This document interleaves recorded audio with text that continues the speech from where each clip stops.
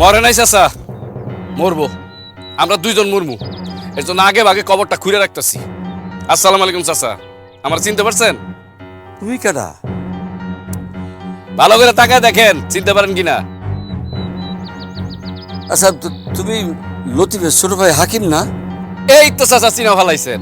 চাচা, আপনার ছেলের বউ, সে সিনেমাতে নায়িকার বান্ধবীর চরিত্রে অভিনয় করছে।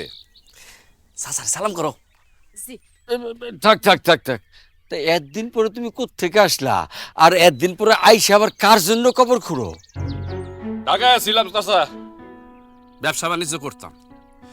হঠাৎ করে মন স্থির করলাম যে বাপের ভিটায় ফিরে আসবো। আইসা কি দেখি জানেন চাচা? বড় ভাই আমার বাড়িতে জায়গা দিতে, আমার বাপের সব সম্পত্তি দখল কইরা সে বসে আছে। এত সুন্দর একটা বউ নিয়ে আসছে, তারপর আমার বাড়িতে জায়গা দিল না।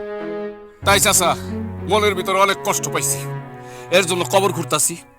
আমার ভাই যদি আমার বাপের জায়গা সম্পত্তি বাড়ি ঘর আমার ঠিক মতো বুঝায় না দেয়, তাহলে আমারে আর আমার সুন্দরী বউরে আপনারা গ্রামবাসী মিলা জ্যান্ত কবর দিয়ে দিবেন নিজের হাতে।